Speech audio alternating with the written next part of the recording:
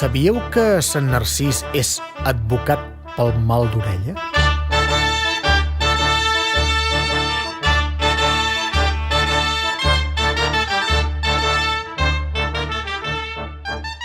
El dia de la festa es reparteix als fidels cotó que hagi tocat el sepulcre del sant i posat dins de les orelles és capaç de fer marxar el mal.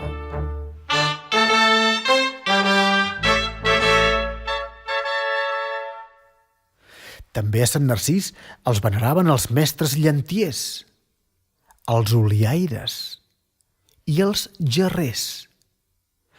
Si us fixeu amb atenció, se'l representava voltat de llànties enceses a la seva vora i amb unes gerres d'oli.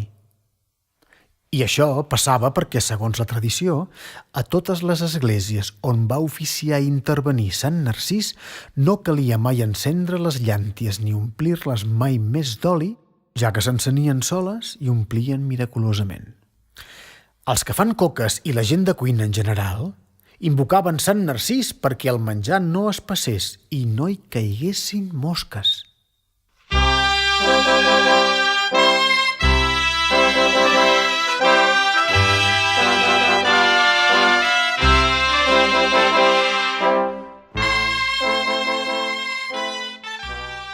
De fet, a Girona som ben estranys. El 29 d'octubre celebrem allò que no està escrit.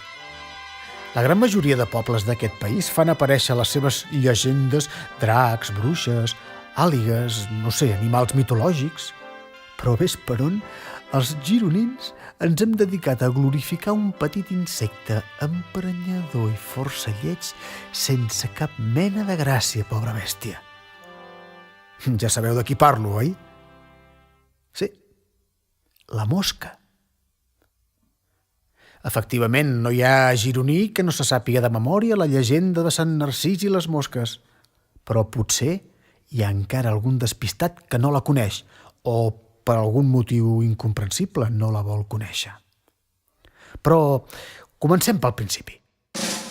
Quan vingueren els francesos, els deixàreu a les fosques, però en lloc de fer-los presos, els castigàreu amb les mosques. Miracle tan senyalat, sia de tanta excel·lència, que deslliura el Principat de fam, guerra i pestilència.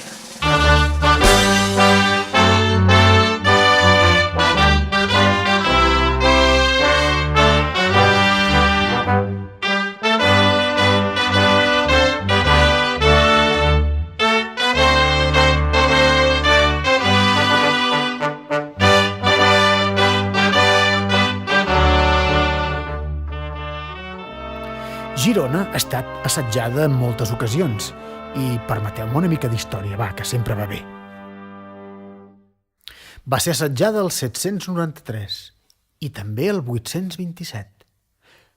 Però el 1285, segons diuen les cròniques medievals d'en Bernat d'Esclot especialment, la cosa va anar una mica diferent. L'exèrcit del rei de França, Felip l'Ardit, Felip III, va assetjar Girona quan governava el rei Pere III el Gran de la Corona d'Aragó. Els francesos tenien un exèrcit nombrós i ben preparat i els gironins i gironines eren gent treballadora i humil que no tenien res més per defensar-se que 4 fals i forques de fusta. Es posaven molt nerviosos i això els angoixava d'allò més. Feien pregàries a Sant Narcís perquè els donés protecció davant d'aquells invasors.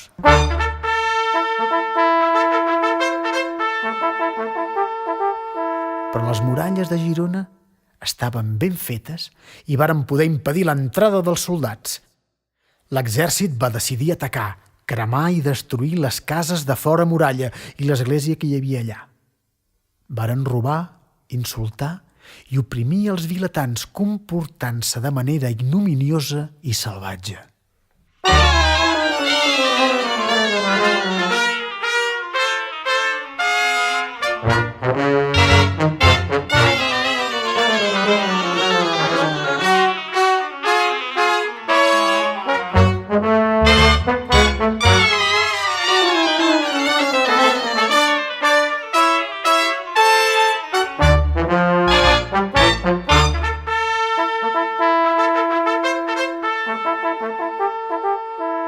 moment varen entrar a la col·legiata de Sant Feliu, o Sant Fèlix, si ho preferiu, que llavors era una església petita, i li deien així abans de ser construïda la basílica actual.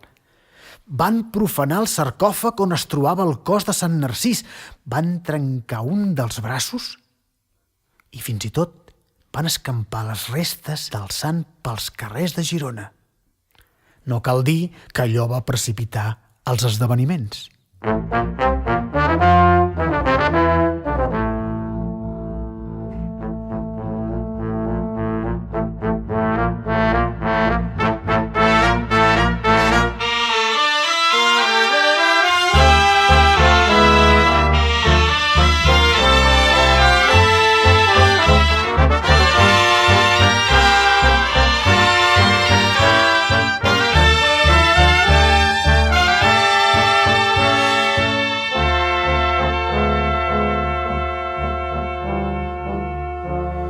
Un fuster que ho va veure va recollir les restes i les va guardar dins d'una caixa de fusta.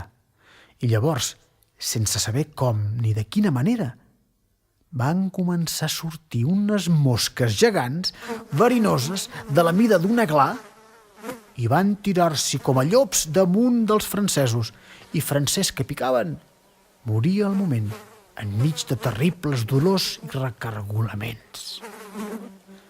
Un pànic terrible va apoderar-se dels enemics, que van fugir a la desbandada, altra vegada a França. I en passar el coll de Panissars, van topar-se amb el rei Pere i la seva gent, que els van donar batalla, la qual fou terrible, i els francesos van morir a milers. Exactament 4.000 cavalls i 20.000 soldats, ni un més ni un menys. I entre ells, el seu rei. Els pocs que van quedar vius van fugir fins a París, carregats amb el cadàver del seu rei. D'aquesta feta memorable es considera Sant Narcís com a advocat de les mosques i es creu que pels vols de la seva diada les mosques són més insistents, amoïnadores i verinoses.